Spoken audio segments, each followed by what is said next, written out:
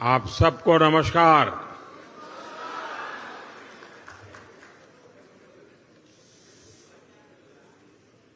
Indonesia आने के बाद,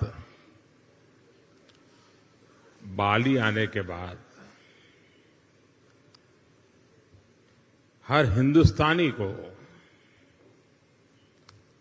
एक अलग ही अनुभूति होती है, एक अलग ही एहसास होता है। और मैं भी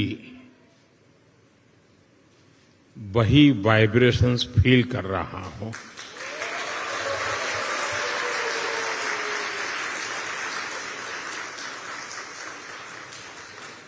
जिस जगह के साथ भारत का हजारों वर्षों का रिश्ता रहा हो और जिसके बारे में सुनते रहते हो कि हजारों साल में अनेक पीढ़ियां आई चली गई, लेकिन उस परंपरा को कभी ओझल नहीं होने दिया। हजारों साल से उस परंपरा को जीना, पीढ़ी दर पीढ़ी उस परंपरा को जानना और हर पल उस परंपरा से जुड़े रहना, वहां के लोग, उस धरती एक अलग ही आनंद देती है, अलग ही आनंद की अनुभूति कराती है। आप कल्पना कर सकते हैं, आज जिस समय मैं आपसे बात कर रहा हूं, हम यहां बाली में बैठे हैं, बाली की परंपराओं के गीत गा रहे हैं। उसी समय जब मैं आपसे बात कर रहा हूं, इसी पल बाली से 1,500 किलोमीटर दूर भारत के कटक शहर में महानदी के किनारे बाली यात्रा का महोत्सव चल रहा है, जिसे बाली यात्रा कहते हैं।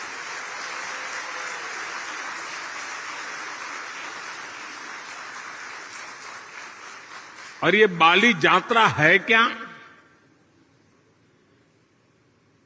ये महोत्सव भारत और इंडोनेशिया के बीच हजारों वर्षों के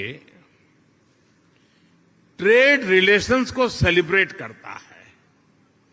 इंडोनेशिया के लोग इस बार की बाली यात्रा के फोटो इंटरनेट पर देखेंगे तो उन्हें वाकई गर्व होगा, आनंद होगा, उत्साह से भर जाएंगे। और कई वर्षों बाद, बीच में कोरोना के कारण जो दिक्कतें आई, उसके कारण कुछ रुकावटें आई थी, और अब कई वर्षों बाद बाली यात्रा, ये महोत्सव उड़ीसा में बहुत ही बड़े स्केल पर भव्यता के साथ, दिव्यता के साथ, लाखों लोगों की भागीदारी के साथ, मास पार्टिसिपेशन के साथ अभी मनाया जा रहा है।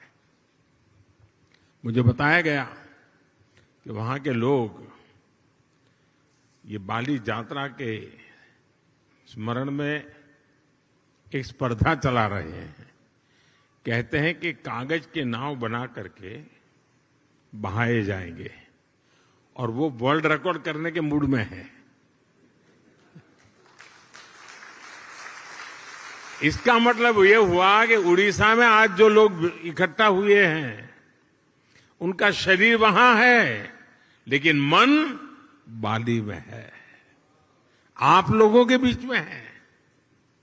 साथियों, हम लोग अक्सर बातचीत में कहते हैं, इट्स अ स्मॉल वर्ल्ड, ऐसा ही शब्द है, it's a small world. Bharat और इंडोनेशिया के संबंधों को देखें तो ये शब्द नहीं है, ये हमें सच्चाई नजर आती है, सटीक बैठता है।